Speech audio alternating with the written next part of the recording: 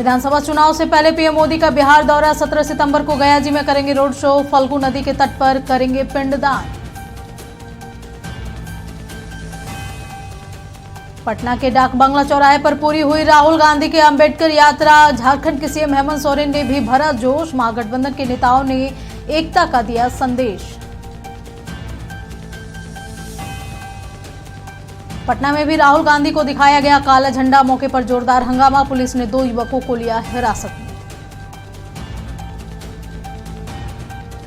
BJP सांसद संजय जायसवाल ने प्रशांत किशोर को भेजा कानूनी नोटिस। 15 दिन में जवाब देने या माफी मांगने की मांग। पीके ने लगाया था गंभीर आरोप। और नई शराब नीति लागू होने के साथ ही विरोध तेज। चांडिल में महिलाएं उतरी सड़कों पर। स्कूल के सामने से शराब की दुकान को हटाने की मांग।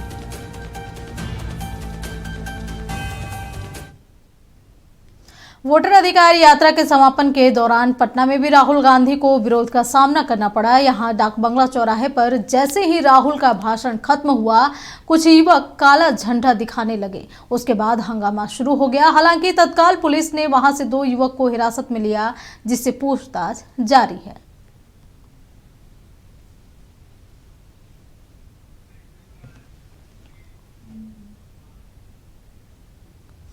वोटर अधिकार यात्रा के समापन में नालंदा में भी बड़ी संख्या में महागठबंधन के नेता शामिल हुए। डॉक्टर आयशा फातिमा और समाजसेवी यासिम इमाम के नेतृत्व में सैकड़ों गाड़ियों का काफिला और हजारों समर्थक पटना रवाना हुए।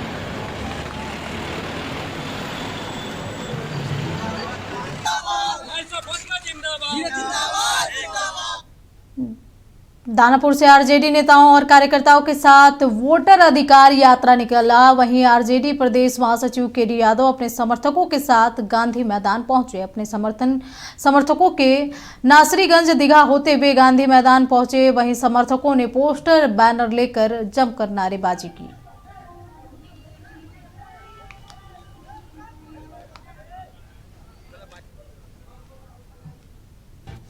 पीएम नरेंद्र मोदी की मां के खिलाफ कांग्रेस पार्टी के कार्यकर्ता द्वारा दिए गए बयान को लेकर के बीजेपी में आक्रोश है। वहीं महिला मोर्चा की कार्यकर्ता ने मुजफ्फरपुर में सड़क पर उतरकर विरोध जताया। काला लिबास में बीजेपी की महिला मोर्चा की कार्यकर्ताओं ने सड़कों पर बैनर पोस्टर लेकर आई और फिर जमकर विरोध जताया।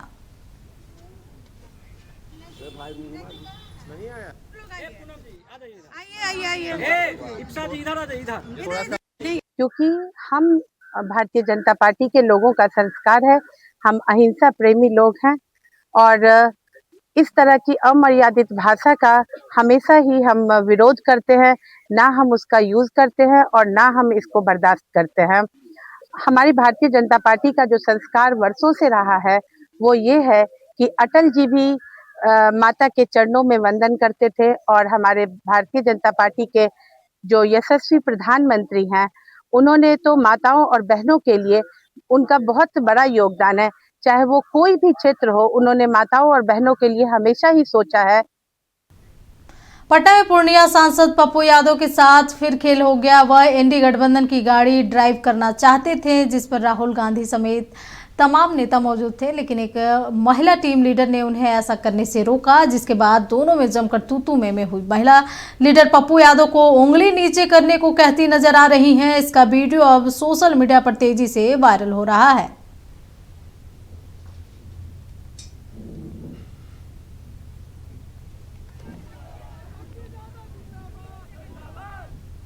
सहरसा के समाहरणालय के पास बिहार अनुसूचित कर्मचारी संघ के बैनर तले लिपिक संवर्ग के कर्मियों की हड़ताल 5 दिन भी लगातार जारी है।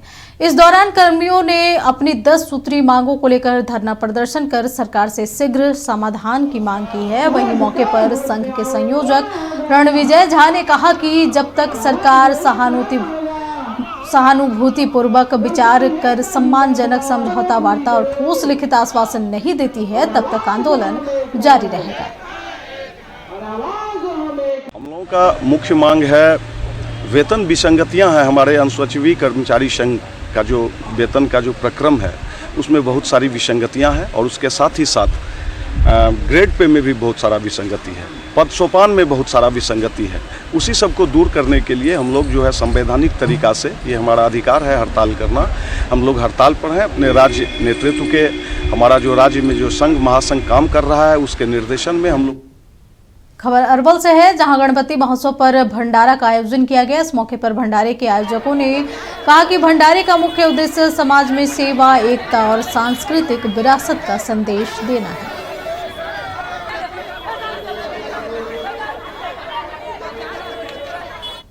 खबर नवादा से है, जहां जमीन विवाद को लेकर मारपीट की घटना हुई। बताया जा रहा है कि सदर अस्पताल में दो पक्ष आपस में भिड़ गए। वहीं आसपास के लोगों ने दोनों पक्षों को समझाने का काफी प्रयास किया, लेकिन दोनों पक्ष समझने को तैयार नहीं थे। वहीं सूचना मिलते ही पुलिस मौके पर पहुंची और आगे की कार्रवाई में जुट गई है।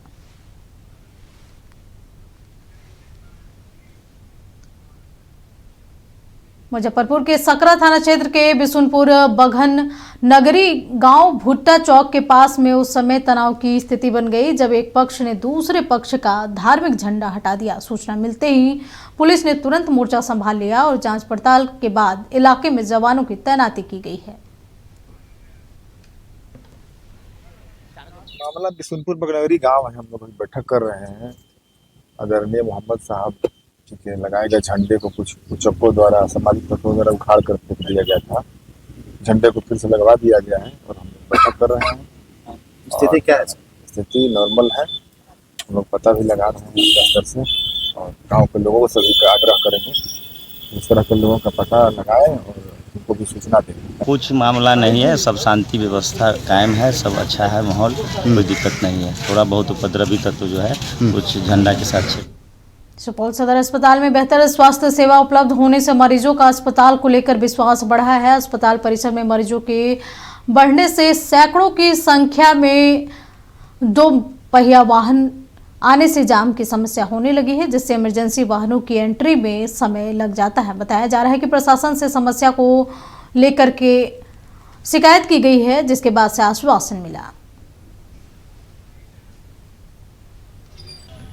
जगह बहुत कम है और गाड़ी की संख्या ज़्यादा आती है। मोटरसाइकिल आप देख सकते हैं कितनी गाड़ी लगी हुई है। अभी एक उधर रिक्शा लगा हुआ पेशेंट लेके आ रहा है, स्कॉर्पियो जा रहा है, गाड़ी रास्ता जाम हो गया।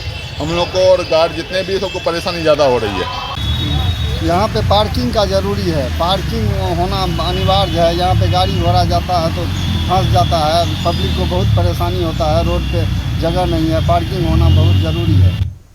सहरसा में एनडीए घटक दलों की संयुक्त प्रेस कॉन्फ्रेंस आयोजित की गई। प्रेस को संबोधित करते हुए नेताओं ने कहा कि सहरसा विधानसभा का कार्यकर्ता सम्मेलन ऐतिहासिक होगा। सम्मेलन को सफल बनाने के लिए सभी प्रखंडों और बूथ स्तर तक कार्यकर्ताओं को सक्रिय किया जा रहा है। बीजेपी प्रदेश अध्यक्ष सह विधान पार्षद डॉक्टर दिलीप जायसवाल, मंत्री सुमित कुमार सहित कई दिग्गज नेता शामिल होंगे।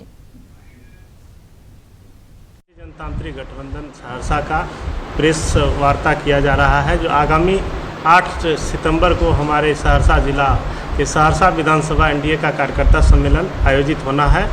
एनडीए कार्यकर्ता सम्मेलन है और हम लोगों का पूर्ण रूप से तैयारी है। आप देखा ही है, 2 विधानसभा में हम लोग किया है और अभी हम 8 तारीख को 11 बजे सहरसा विधानसभा में एनडीए कार्यकर्ता सम्मेलन होने जा रहा है। और सरकार का जो भी योजना है हम लोग पूर्ण रूप से उसमें हमारे प्रदेश से जो हमारे अतिथिगण आ रहे हैं सभी लोग बताते भी हैं।